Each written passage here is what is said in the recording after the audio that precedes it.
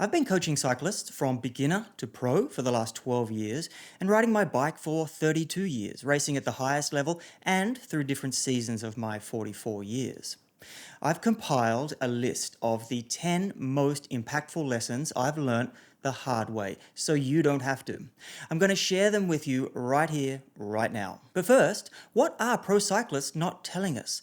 From my experience with pro cycling, once you get a look behind the scenes, it will change the things you copy from the pros, whether it's nutrition advice or gear selection. Any level of cyclist will think differently after finding this out. You see, pro cycling on the outside looks very, well, professional. You've got big flashy teams with shiny bikes and matching kit, but we don't see the whole picture. So understanding a rider's motivation for certain decisions is impossible to tell. For example, there's often pressure to use things just because others are using them, not because there's a proven benefit. But also, riders often don't get everything they need from their teams and don't always have access to the best resources. A pro is a success despite a complex and often imperfect system where even the most successful riders face challenges beyond their control. From equipment inconsistencies to tightly controlled living conditions and internal team politics. So what I've learned is don't blindly follow what the pros do. Now, my first piece of hard-earned advice: embrace the season you're in. With over 32 years of cycling experience, I've navigated through countless seasons, from the intensity of racing at the top level to prioritizing longevity and health.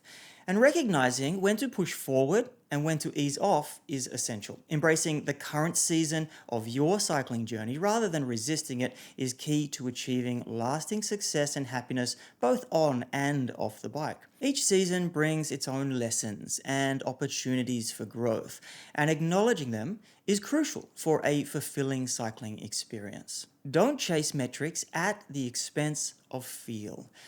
Having loads of data and performance stats can be both awesome and overwhelming. Sure, numbers can give you some cool insights, but it's super easy to get caught up in them and miss the bigger picture.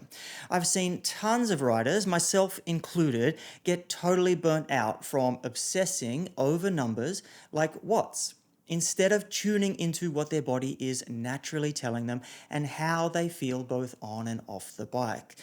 Finding a good mix between data-driven decisions and going with your gut is key for keeping the sport fun and staying happy and healthy in the long run. Choose clothing brands that avoid gimmicks. I'll sound a little old when I'm saying this, as I've seen the rise of fashion in cycling, but don't get fooled by brands that don't offer good value for money.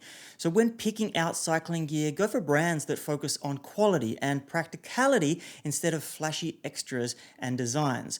You want gear that will add to your performance without any unnecessary fuss. So keep an eye out for brands offering tough, well-made apparel that can handle the demands of cycling, keeping you comfy and reliable on your rides. So you can see an example of this is this brand here, Isoles, and they have this, I'm not sure if you can see it, they have this sort of material at the back here, but when you wash the thing, just kind of, it all sticks together, and it happens with all of their brands. So what seems like a cool little detail when you're buying or even when you're designing the thing just turns into a nightmare and an absolute waste of money when it comes down to having to buy the kit and then replace it because within whatever time, like a year, you can't wear it again. The simplest solutions are often the most effective.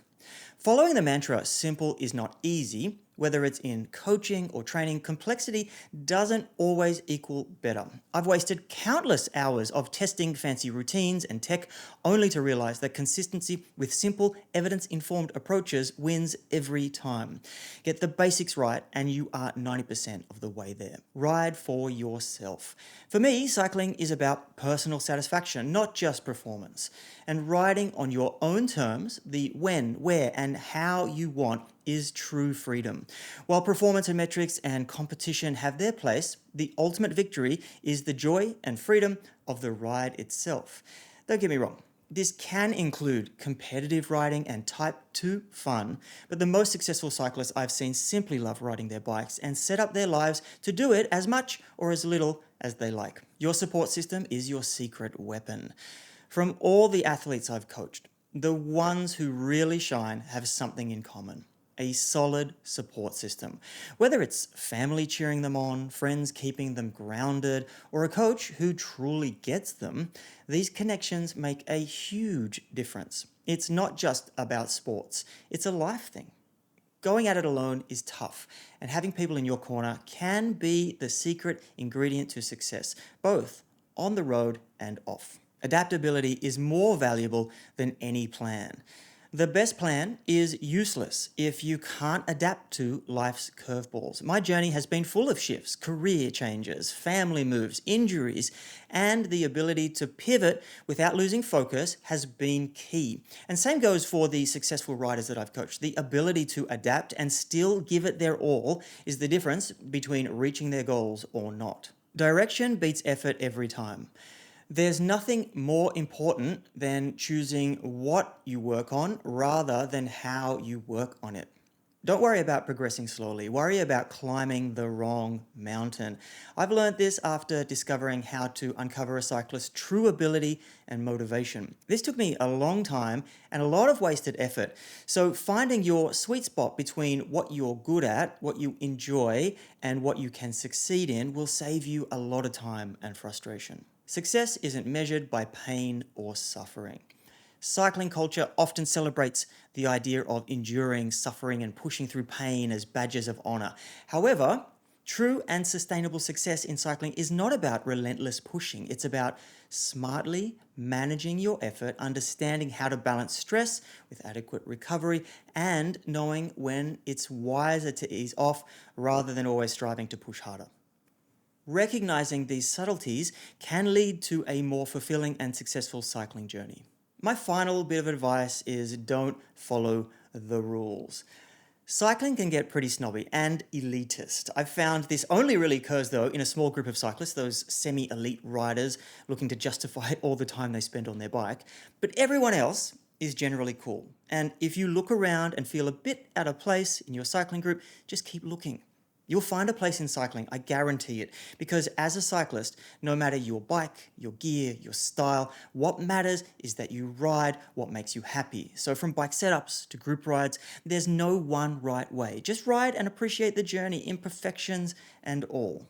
Now, there's always more to learn in cycling, so if you want some more specific lessons that I've learned as a cycling coach of 12 years, then click on this video and get the ideas that will help you ride faster and get fitter in less time.